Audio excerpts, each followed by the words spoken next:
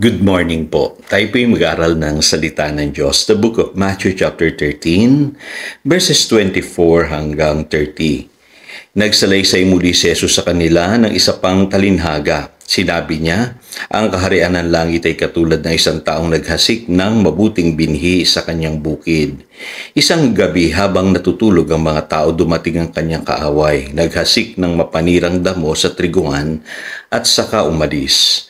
Nang tumubo at magbunga ang trigo, lumitaw din ang mapanirang damo. Kaya pumunta ang mautusan sa may-ari ng bukid at nagtanong, hindi po ba mabuting binhi lamang ang inihasik ninyo sa inyong bukid? Bakit po may damo ngayon? Sumagot siya, isang kaaway ang may kagagawan nito. Tinanong siya ng mga utusan, bubunutin po ba namin ang mga damo? Huwag, baka mabunot pati ang mga trigo, sagot niya. Hayaan na lamang ninyong lumago, kapwa ang damo at ang trigo hanggang sa anihan. Pag-aani, sasabihin ko sa mga tagapag-ani, ipunin muna ninyo ang mga damo at inyong pagbigkis-bigkisin at saka sunugin. Pagkatapos ipunin naman ninyo ang trigo sa aking kamalig. His kingdom and His righteousness. Today maunawaan po natin ang kahulugan po ng salita pong paghahari ng Diyos at yung pong righteousness na binabanggit po sa Matthew chapter 6 verse 33. Unang-una po dito po pinapaliwanag ng Panginoong Jesus yung paghahari niya sa buhay ng mga tao sa pamamagitan po ng isang talinhaga. At dito po sa talinhagang ito, meron po yung pagpapaliwanag doon po sa Matthew chapter 13 verses 37 hanggang 43. At doon po ay pinaliwanag ng Panginoong Hesus yung kahulugan po niya sa kanyang mga alagad. Ang tinutukoy po diyang mga mabubuting binhi ay yung mga tinatawag na sons of the kingdom. Ang nagtanim po noon ay ang anak ng tao.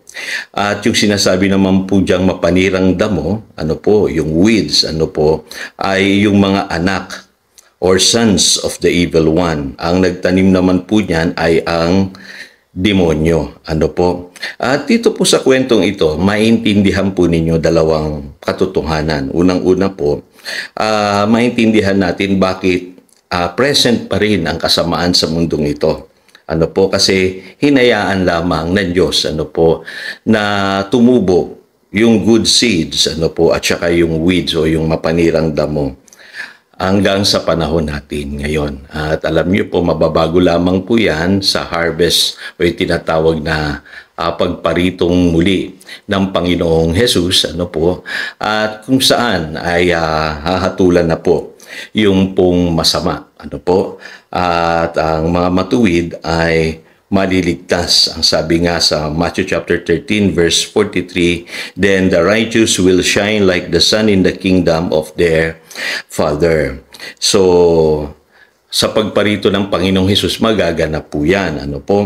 At mapapansin nyo, sa ngayon, makikita natin ang kasamaan ay lalaganap pa rin kasi naririyan po yung mga mapanirang damo, yung mga sons of the evil one sown by the devil.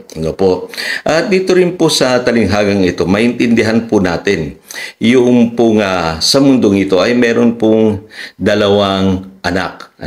Yung tinatawag na anak ng Diyos at yung tinatawag din pong anak ng Diablo.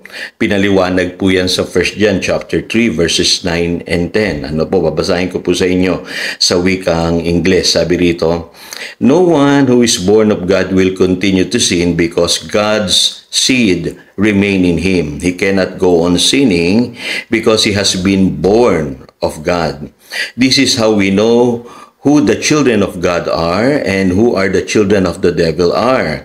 Anyone who does not do what is right is not a child of God, nor anyone who does not love his brother. So dito po may binabanggit na born of God kasi para mapabilang po tayo sa paghahari ng Diyos ay kailangan po tayo ipanganak na muli. Yun po ang sabi ng Panginoong Hesus, unless a man be born again, he cannot enter the kingdom of heaven.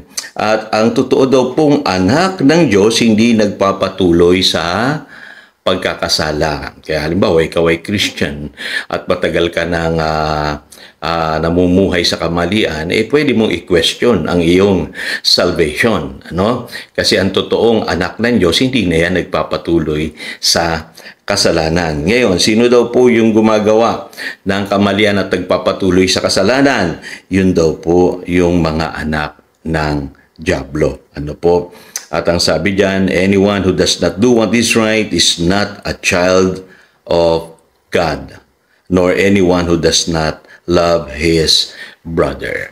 So napakahalaga po nitong mga katotohanan ito kasi madali nating banggitin yung salitang kingdom. Gusto kong mapabilang sa paghahari ng Diyos. Ano po? At ako'y anak ng Diyos. Ako'y kabilang na sa kanyang paghahari. Pero ang totoo po, pag binasa niyo po yung Matthew chapter 6 verse 33 sa Amplified Bible, yung salin po directly sa Greek ay ganito po ang sinasabi.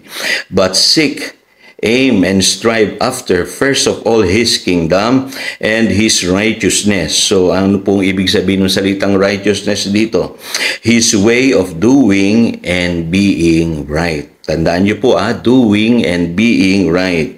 And then all these things taken together will be given you besides. Ano po? So dito po, pinapaalala sa atin ng Panginoong Hesus na dapat po hanapin natin yung kanyang paghahari at katuwiran.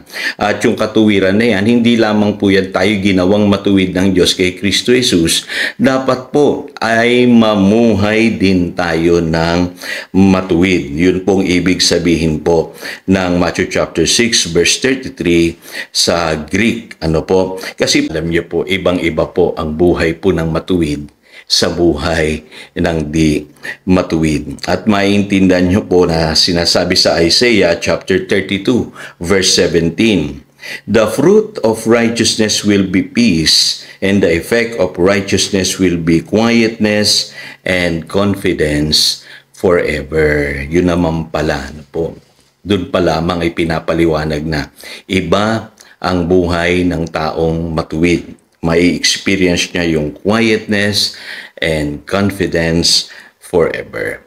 Kaya ang challenge po sa atin ngayon, pagka naririnig natin yung Matthew chapter 6 verse 33, tayo ba ay namumuhay ng matuwid dahil tayo ay ginawa ng matuwid ng Panginoong Hesukristo. So again, ito si Pastor Jojo nagpapaalala upang daluyan tayo ng pagpapala, manatili tayo sa kanyang salita.